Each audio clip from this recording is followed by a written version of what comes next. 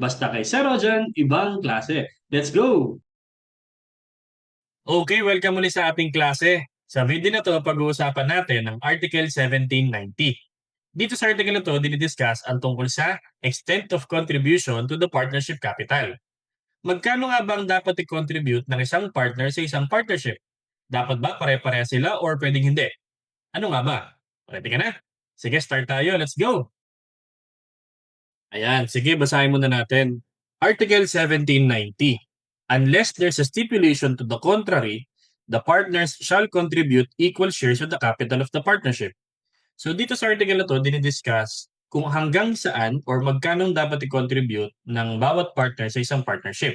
So obligations to contribute, no? So ano yung extent? Extent of contribution. Yan. So sinasabi kasi pag contribution tapos walang napagkasunduan, ang presumption ibig sabihin, 'pag walang kasunduan, ang i-a-assume natin is, equal sharing. So, equal contribution, okey? So, 'pag wala kayong kasunduan kung magkano iko-contribute ng bawat isa, pare-parehas dapat kayo kung magkano 'yon, okey? So, presumption, equal contribution unless may stipulation. There is a stipulation. There is a stipulation. So malinaw naman ang sinabi 'no, kung nagkasundo si A at B na 70% ng contribution galing sa kanya, 30% kay B, eh di yun ang kanya dapat i-contribute. Kung 1,000,000 ang gusto nilang maging capital, 700,000 kay A, 300,000 kay B.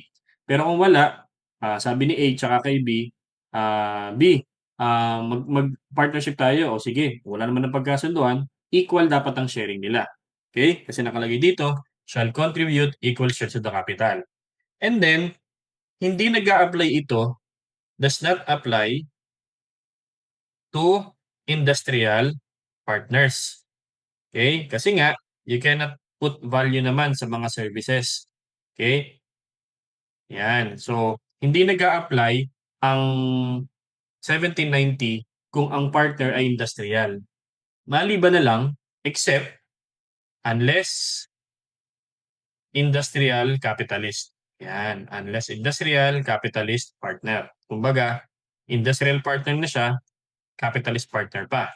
So may kinontribute na money, no? Tapos may kinontribute din siyang services. O magbigay tayo ulit ng example. Halimbawa, si A tsaka si B nag-enter into a partnership. So AB partnership. Yan. Tapos wala naman nakalagay or napagkasunduan kung magkano contribution. So no stipulation. Therefore, magkano contribution dapat ni A? Okay? So, since there's no mentioning kung magkano contribution ng bawat isa, therefore, ang mangyayari dito is equal, no? If absence of stipulation, ang mangyayari sa atin ay equal. Equal contribution. So, para mas safe, no? Yan, walang lamangan. Okay?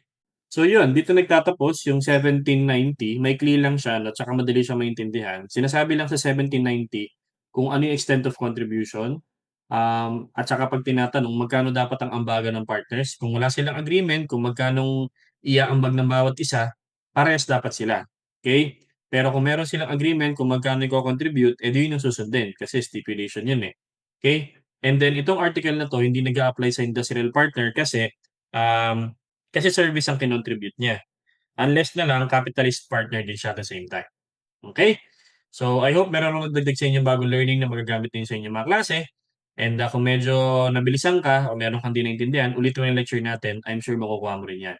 At lagi sinasabi sa inyo, mag-aral kayo mabuti at mag-ingat palagi at laging tatandaan, ibang klase ka. Bye-bye!